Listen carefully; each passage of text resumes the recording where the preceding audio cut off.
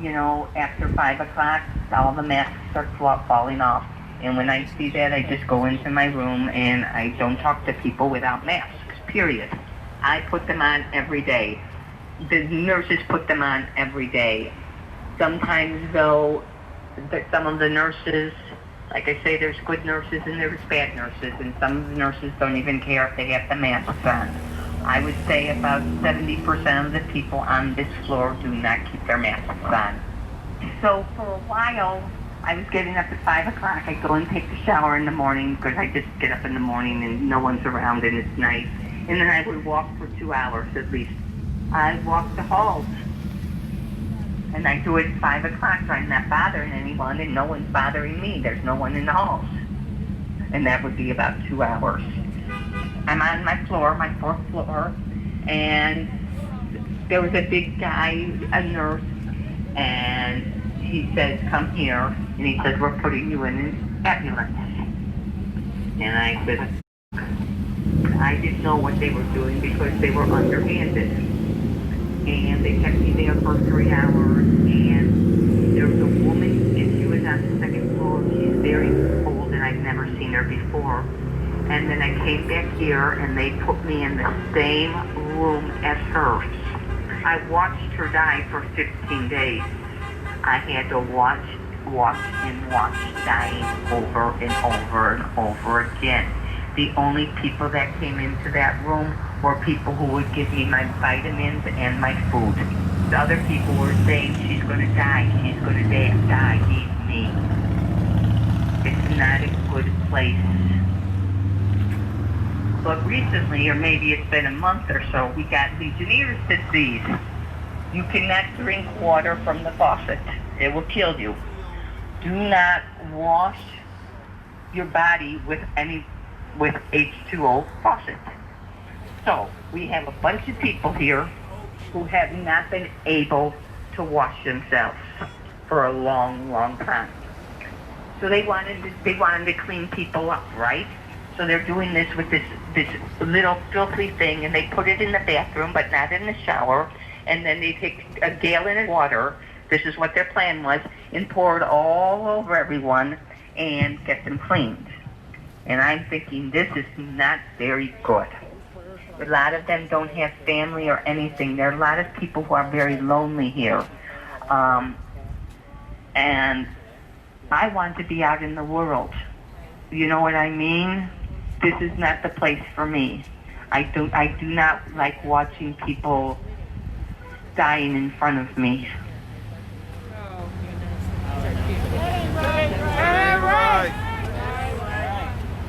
Thank you. One of the voices from inside. As I mentioned earlier, out of concern for the residents' privacy and concern about potential retaliation, the recordings being played are not persons that are in the facility we're standing in. So the person who was just recorded was talking about the chalet. Okay. So just to be really clear, you said that before. This facility has other problems. It has not been hit by Legionnaire's disease, which is one of the things that hit the chalet. Thank goodness.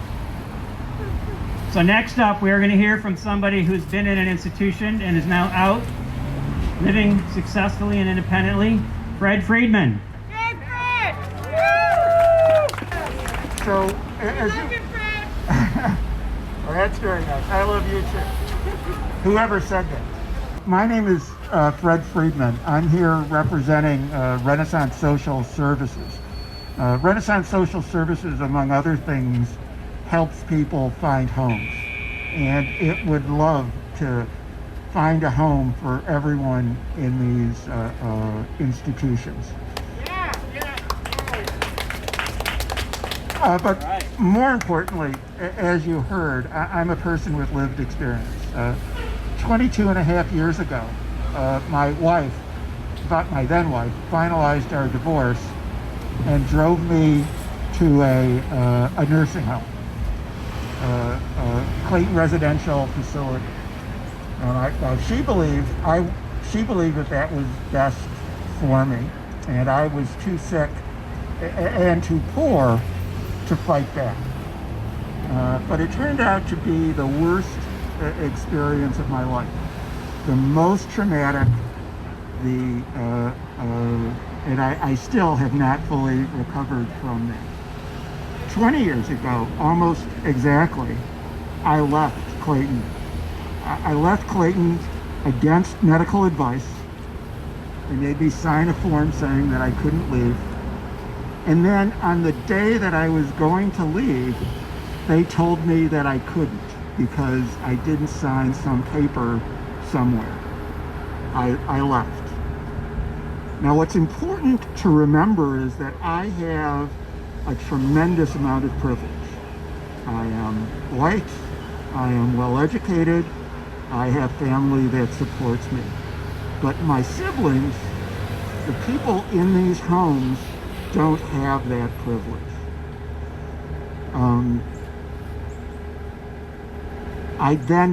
When I got out, I then dedicated my life to providing a voice for my siblings. And we won a consent decree, the Colbert case, the Williams case. These institutions are supposed to be closed. People are not supposed to be forced to live here. So I'm asking JB, I'm asking Lori, I'm asking anyone to honor the commitment that the government made years ago, I think it was 7 years ago, to close these facilities and provide people with a home.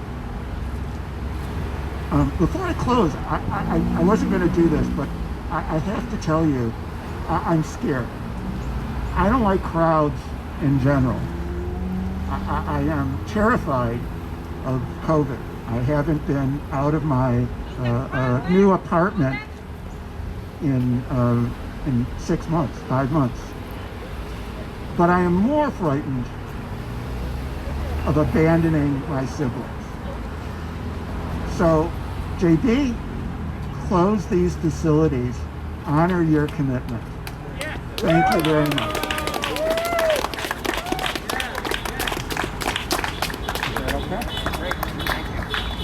Thank you, Fred. Thanks, Fred. All right, thank you, Fred Friedman. So,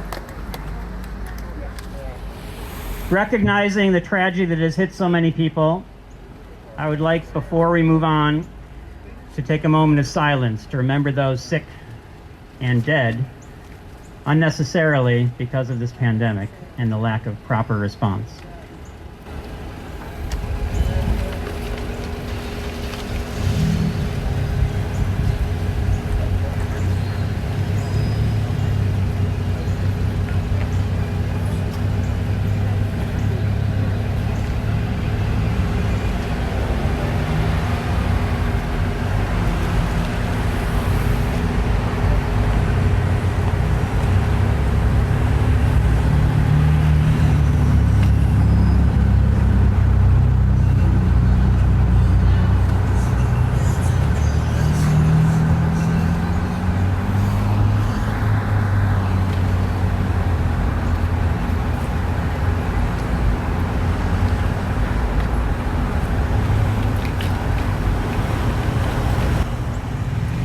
Thank you. Real homes, not nursing homes. Real homes, not nursing homes. Hey, I'm jaywalking. Woohoo! Real homes, not nursing homes. Real homes, not nursing homes. Real homes, not nursing homes. Real homes, not nursing homes. Real homes, not nursing homes. Real homes, not nursing homes. Real homes, not nursing homes. Real homes, not nursing homes. Fly forward.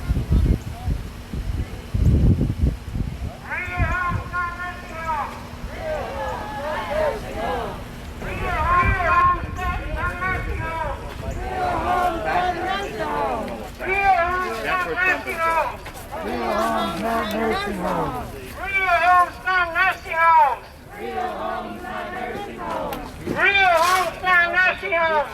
Real homes, not nursing homes. Real homes, not nursing homes. Real homes, not nursing homes. Real homes, not nursing homes. Real homes, nursing homes. Real homes, not nursing homes. Real homes, not nursing homes. Real homes, not nursing homes. Real homes, not nursing homes. Real homes, not nursing homes. Real homes, not nursing homes. Real homes, not nursing homes. Real homes, not nursing homes. Real homes, not nursing I said real homes, not nursing homes. Real homes, not nursing homes. I said real homes, not nursing homes. Real homes, not nursing homes. I said real homes, not nursing homes. Real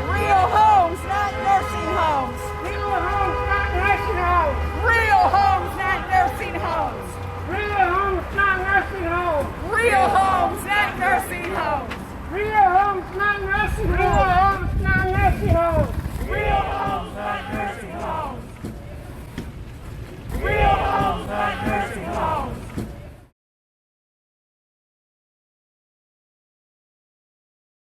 Woo! Real homes, not nursing homes. Real homes, not nursing homes.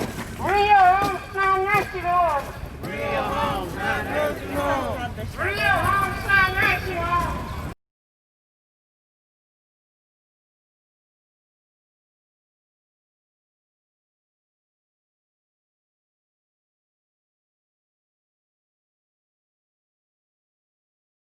For 30 days. We've been locked down. We've been on lockdown for 6 months. No answers. All we hear is, I don't know. The state won't answer us. No one gives us any answers. We've been in here for 6 months with no answers. We can't leave. We can't leave the grounds. We can't go out the front door. We can't take a walk. We can't go anywhere. And all the management says to us is they don't know. I don't know. When you weren't able to take showers for 38 days. 38 days, no water. Due to Legionnaire's disease. We had to beg for bottled water to wash with gallons of bottled water. 38 days, no water. They mishandled the COVID case. We had COVID positive people wandering around mingling with people that didn't have it for the first 3 months that it attacked us. Everybody come inside. Nope, not coming in. Why do they have to come inside? Don't they have free speech? Free speech! Don't they have free speech? Free speech! It's bad enough they're behind bars. Can't they express themselves? We're here for you guys. We're here for you guys. 38 days! 38 days, no water! 38 days. 38 days, no water! 38 days! 38 days. 38 days. 38 days. 38 days. 38 days. Where's our trust fund money? 38 days. 38 days, no water. No trust fund money. No trust fund money. No trust fund money. Where's our No trust fund money. No trust fund. We're supposed to have trust fund money every Tuesday and Thursday. No trust fund. You want to speak? Where's our trust It's fund not going to be able to money? pick up. It's okay. Trust fund. And it just sits and then we don't get our money. Where's our stimulus money? Where's our stimulus money? Where's their Everyone. stimulus money? We hold up our sign with everybody. 224-419-5779. Call to tell your story. Share it with the coalition so that we can organize together. Because people on the inside and people on the outside need to stand together to correct this injustice. Call that number that she's holding up. If you have a phone, call that number. Take a picture of it. Call that number, and so we can hear your stories. How many of you have your own hand sanitizer? No hand sanitizer! Don't have their own hand sanitizer. Do you have to share a room with someone else? No masks for the first 3 months the COVID cases out. We had no masks and we had positive COVID cases mingling with the no COVID cases. That ain't right. That ain't right. The state, no answer from management. We have rights.